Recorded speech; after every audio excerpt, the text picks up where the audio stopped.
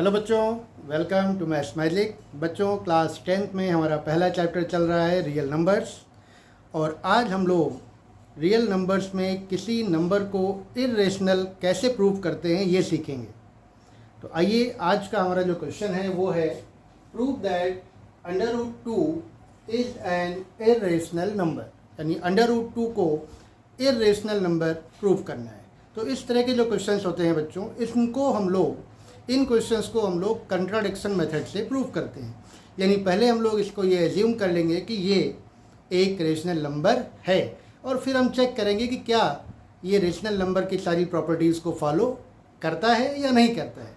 अगर नहीं करता है तो फिर इसका मतलब ये रेशनल नंबर नहीं होगा, और अगर रेशनल नंबर नहीं होगा तो यह क्या होगा, फिर इर्रेशनल नंबर होगा। तो आइए देखते हैं। तो हमें प्रूव करना है कि √2 एक इर्रेशनल नंबर है। तो हम मान लेंगे कि लेट √2 एक रेशनल नंबर है। Let √2 is a rational number. और अगर ये एक रेशनल नंबर है तो इसको हम P/Q के फॉर्म में लिख सकते हैं, क्योंकि रेशनल नंबर की डेफिनेशन है कि ये किसी भी रेशनल नंबर को P/Q के फॉर्म में लिखा जा सकता है, जहाँ पर P एंड Q इंटीजर्स हैं, Q is not equal to 0 and P and Q are co-primes. Co-primes का मतलब है कि हमने यहाँ पर ये माना है कि P और Q के बीच में कोई भी फैक्टर कॉमन नहीं है। There is no common factor between P and Q। तो ये रेशनल नंबर की डेफिनेशन के अकॉर्डिंग हमने मान लिया है कि √2 जो है वो एक रेशनल नंबर है, और इसको हम P/Q के फॉर्म में लिख सकते हैं, और ये हमारी आगे की कंडीशन है।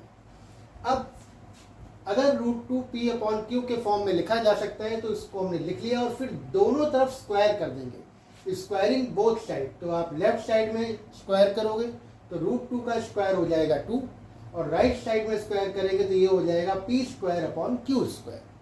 फिर हमने क्रॉस मल्टीप्लाई कर दिया।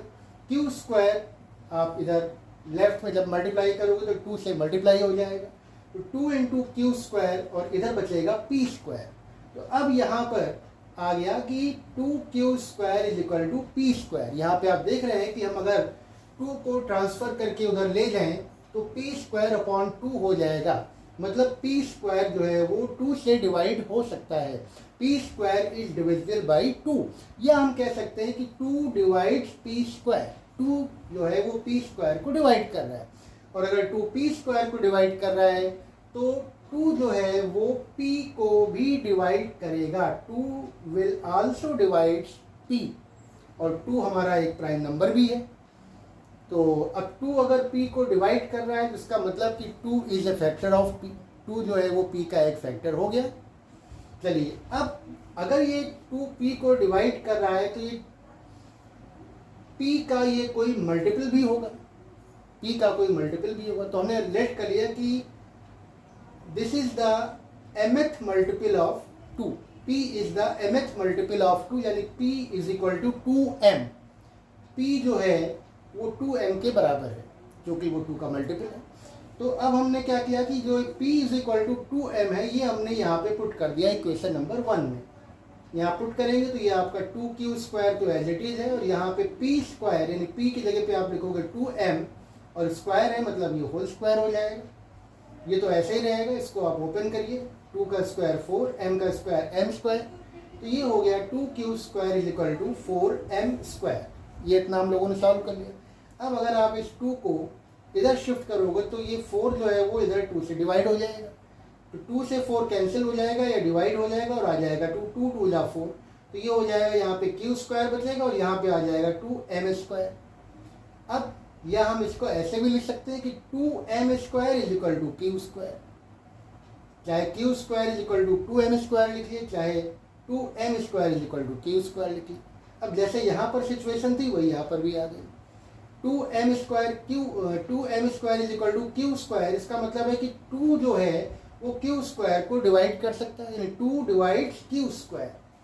2 डिवाइड्स Q², और जब 2 Q² को अगर डिवाइड कर रहा है तो 2 जो है वो Q को भी डिवाइड करेगा।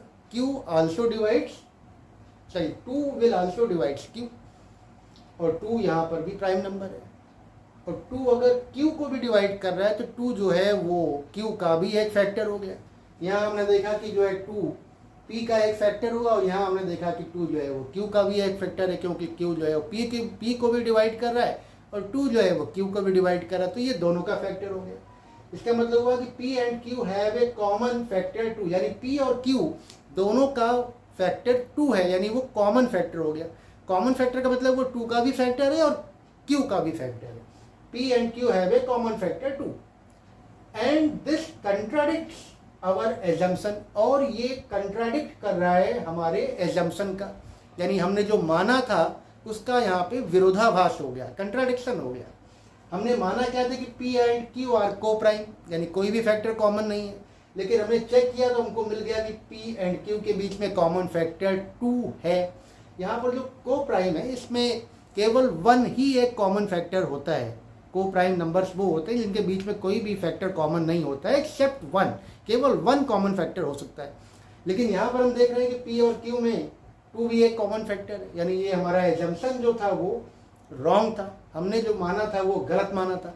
इसका मतलब कि ये जो हमने माना था कि ये रेशनल नंबर है, ये रेशनल नंबर इसका मतलब नहीं है। Hence √2 is not a rational number, और अगर ये रेशनल नंबर नहीं है तो फिर क्या है, फिर ये इर्रेशनल नंबर हुआ, यानी it implies that √2 is an irrational number. तो यही हमने प्रूफ कर दिया, यही हमें प्रूफ करना था। तो हमने इसको पहले माना कि ये एक रेशनल नंबर है और चेक किया कि क्या इसमें रेशनल नंबर के सारे गुण हैं, तो हमें मिला बाद में कि नहीं, रेशनल नंबर के सारे गुण नहीं है, क्योंकि p और q को प्राइम जो हमने माना था वो को प्राइम नहीं है, उनमें 2 कॉमन फैक्टर है, यानी कि रेशनल नंबर ये नहीं है। और अगर रेशनल नंबर नहीं है तो फिर ये एक इर्रेशनल नंबर है। बच्चों ये क्वेश्चन बहुत ही इंपॉर्टेंट है और बोर्ड में बहुत ज़्यादा पूछा जाता है, तो आपको समझ में आ गया होगा। फिर भी कोई क्वेरी है आपकी, कुछ पूछना चाहते हैं तो आप कमेंट बॉक्स में हमें आप बताइए, हम आपसे कांटेक्ट करने की कोशिश करेंगे। हमें आप अपना नंबर दीजिए तो हम आपसे बात भी कर लेंगे और समझा भी देंगे। और कैसा लगा आपको आज का वीडियो? अच्छा लगा तो आप इसे लाइक करिए, और अगर शेयर करेंगे तो और अच्छा हो जाएगा।